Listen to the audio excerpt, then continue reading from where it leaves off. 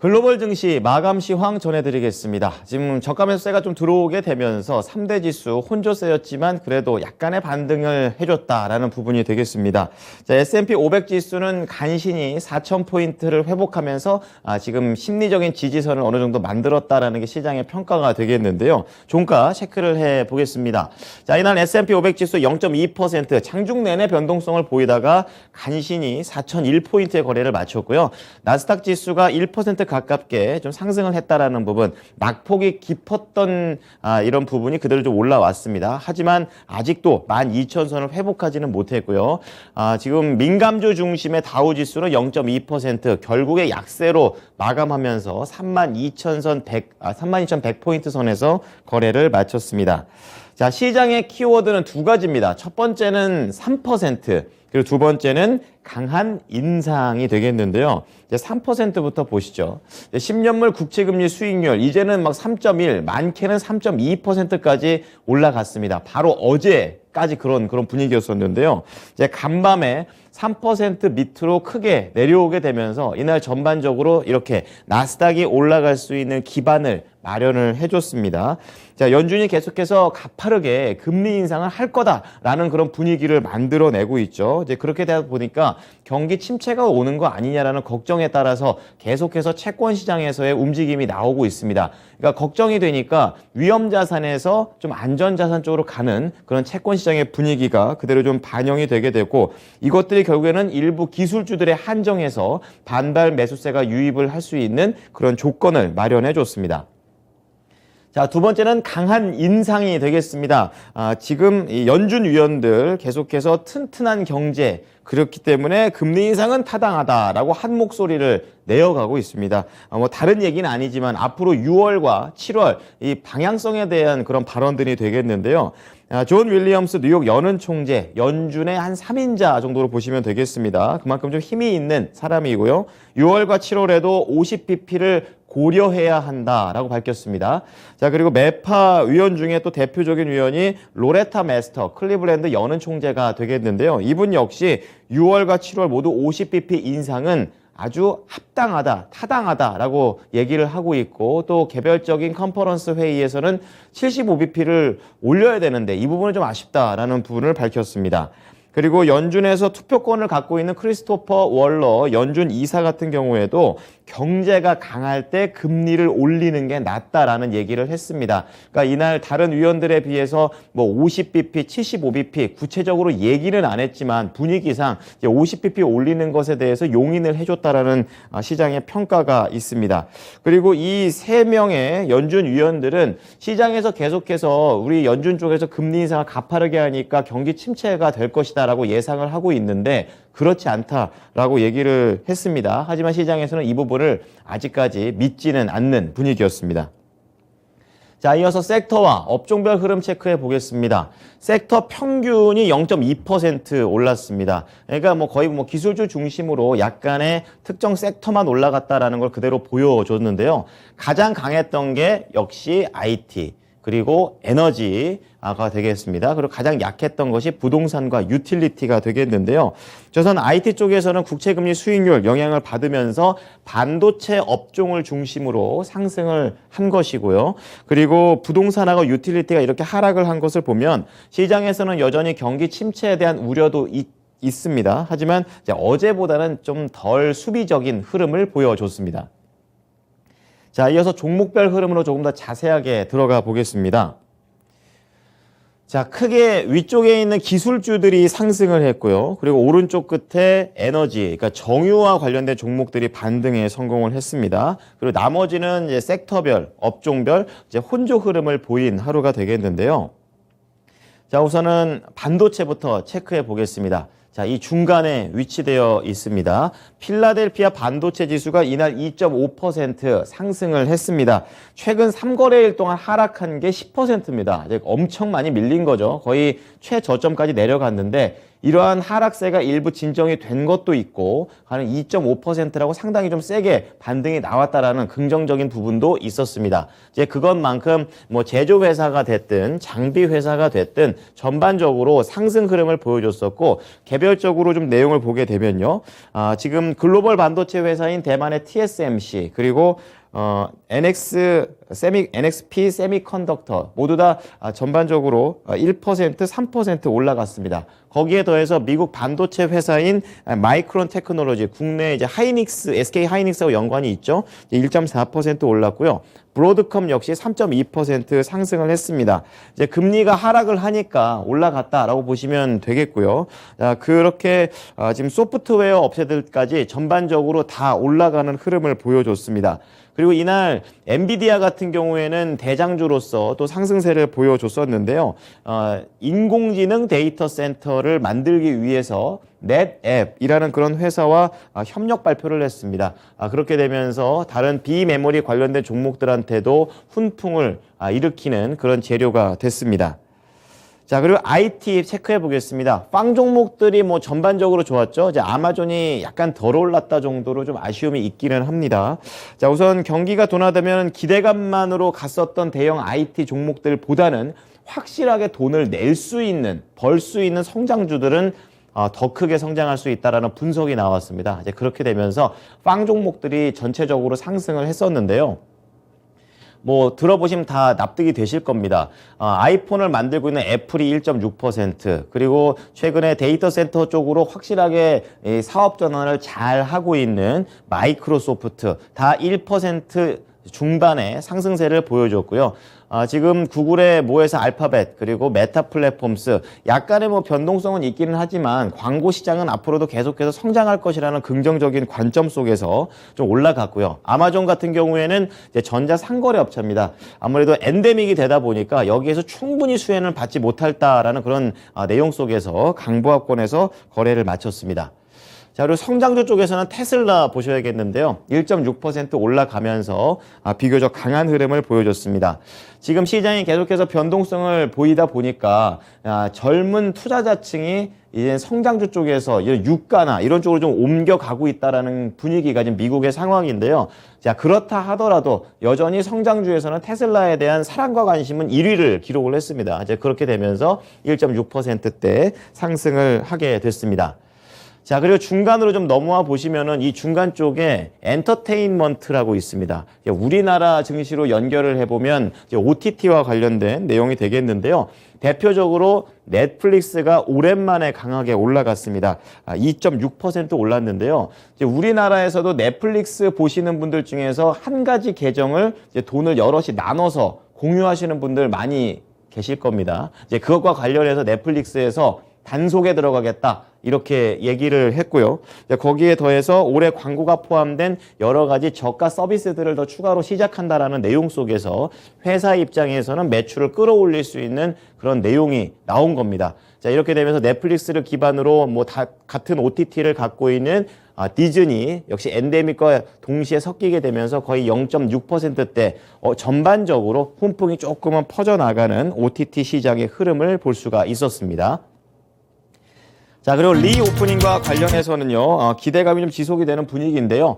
숙박업체들 좀 강했습니다. 2에서 3%대 호텔 업체들이 좀 강하게 상승을 했고요.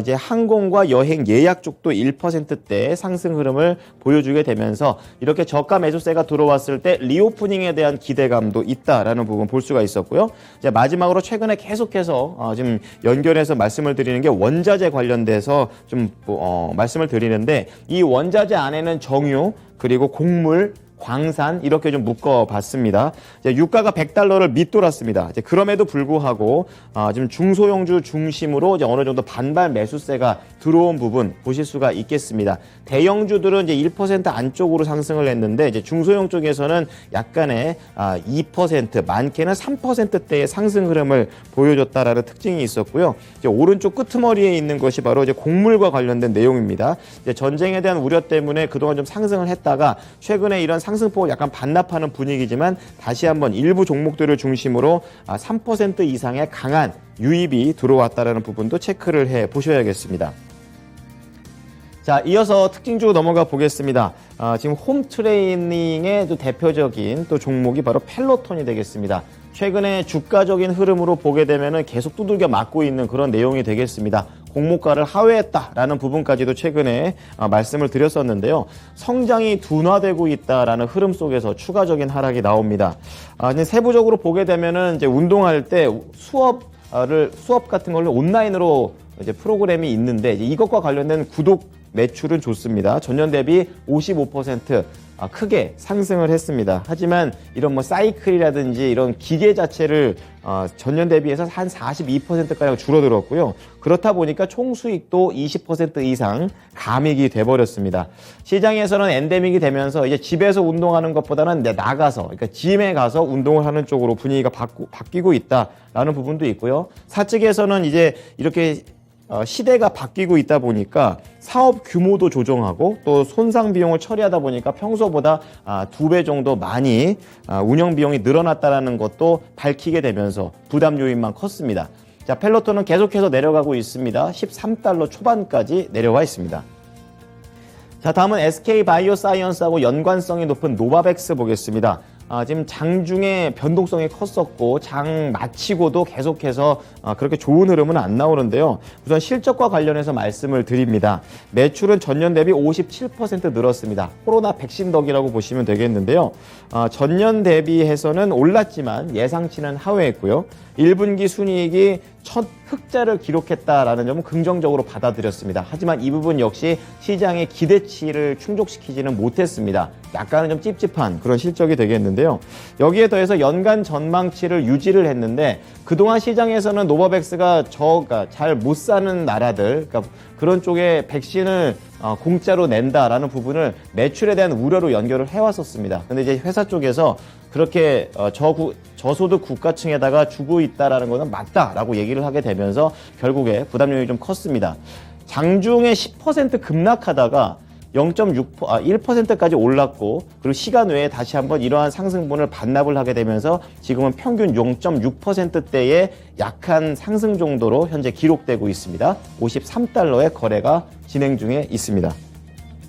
자, 마지막으로 유럽 증시 좀 체크를 해 보겠는데요. 이제 저가 매수세가 유럽에도 들어왔습니다. 이제 그렇게 되면서 독일의 낙폭이 조금 크게 있었던 만큼 가장 많이 올랐습니다. 1.1% 올랐고요. 프랑스 깍크 지수, 영국의 푸츠백 지수 0.5%를 전후한 상승세가 나오고 있습니다. 하지만 시장에서는 이건 저가 매수세라고 평가를 짓고 있고 아직까지 매력적인 반등이라고 볼 수는 없다라는 내용을 밝혔습니다. 자, 상품 시장 보겠습니다. 국제유가가 또 내려갔습니다. 3.2% 하락하면서 이제는 100달러를 하회를 했습니다. 굉장히 좀 상징적인 그런 의미가 있죠. 지난 2거래일 동안 9.1%나 크게 밀리게 되면서 유가가 어느 정도 좀 안정세에 접어드는 그런 관점이고요. 또 유가가 이렇게 크게 좀 이틀 연속으로 밀리다 보니까 원자재 시장도 타격을 받습니다. 구리 가격이 0.4% 조정받았고요. 그리고 금값 같은 경우에는 달러가 계속해서 강세를 띠고 있습니다. 국내 외국인 수급에 계속 안 좋은 영향을 미치는 그런 요인이 될 텐데요. 이제 그렇다 보니까 금값도 1% 가깝게 밀렸습니다. 마지막으로 10년물 국채 수익률 3% 밑으로 내려와 있는 흐름이 되겠고요. 경기 둔화에 대한 우려가 반영이 됐습니다. 자, 이어서 미국 연결해 보겠습니다. SH인베스트먼트 김선영 연구원입니다. 연구원님 안녕하십니까? 예, 안녕하십니까? 네. 자, 기술주 쪽에서 약간의 이제 반등이 좀 들어왔다 정도가 되겠는데요. 어떤 소식들이 있었나요? 예, 미국 국채금리 하락 속에 IT 업종의 반등으로 오늘 뉴욕 증시는 나스닥과 S&P 500 지수가 소폭 상승한 반면 다우 지수는 하락하는 혼조 양상을 보였습니다. 미국의 4월 소비자 물가지수 CPI 발표를 하루 앞두고 인플레이션 상승이 지속되면서 연방준비제도의 긴축이 이어질 가능성이 높아졌고 이에 따른 경기 둔화가 불가피할 것이라는 점이 부각되면서 채권 금리의 하락으로 이어졌으며 이에 따라 금리에 민감한 IT와 성장 업종이 3일 만에 소폭 반등했던 반면 대형주 위주의 다우지수는 하락 마감된 건데요. 특히 존 윌리엄스 뉴욕 연방은행 총재의 매파적인 발언이 오늘 투자 심리에는 부담으로 작용을 했습니다. 그는 연방준비제도가 오는 6월과 7월 FOMC 회의에서 50 베이시스 포인트의 금리 인상을 고려해야 한다고 주장을 하면서 대차 대조표를 빠른 속도로 줄이고 있기 때문에 두 차례 회의에서 이 같은 금리 인상을 하는 것이 타당하다는 타당하다고 주장을 하고 있는데요.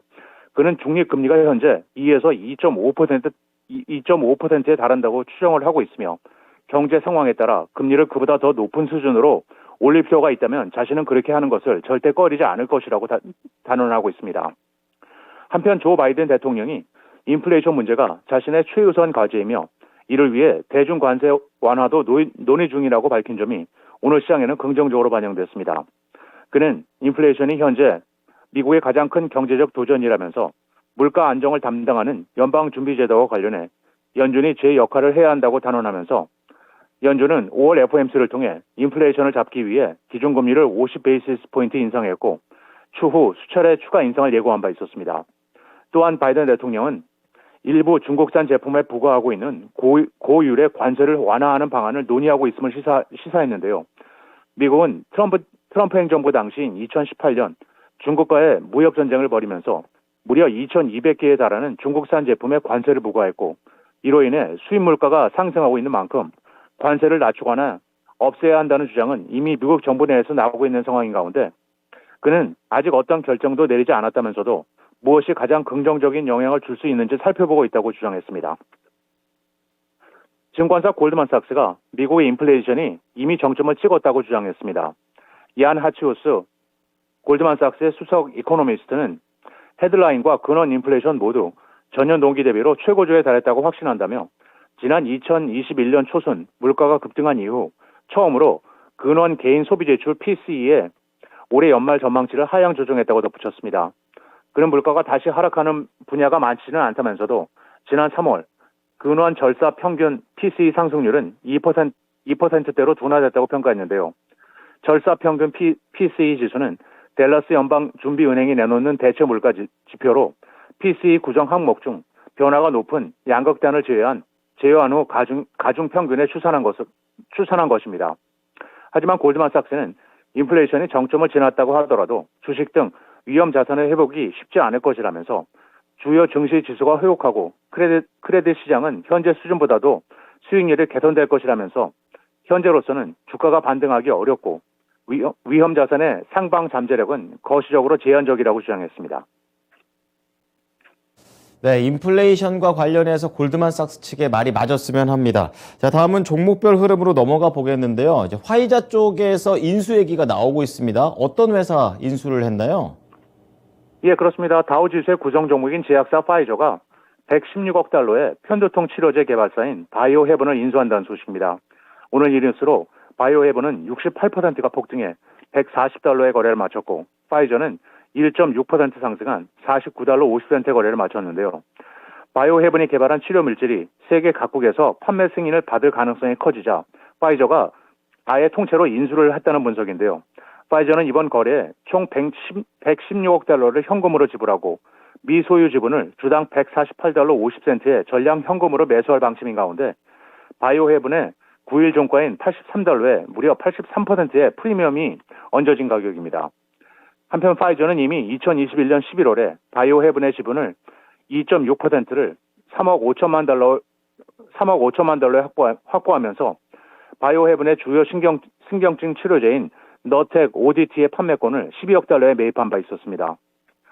마지막으로 내일은 노동부의 4월 소비자 물가지수 CPI가 발표되며 시장 예상은 전달 대비 0.2%의 상승이며 이어 에너지청의 주간 원유 재고, 모기지 은행협회의 주간 모기지 신청 건수가 발표되고 개장 전 크리스피크림, 웬디스, 울버린, 페리고, 예티홀딩스, 그리고 폐장 후에는 월트 디즈니, 선라이프, 리비안 오토모티브, 매뉴라이프, 캔엠실버, 쿠팡, 비욘드 미트, 아틀라스 코프가 지난 분기 실적을 발표합니다. 네, 지금까지 SH인베스트먼트 김선영 연구원이었습니다. 연구원님, 오늘 말씀 잘 들었습니다.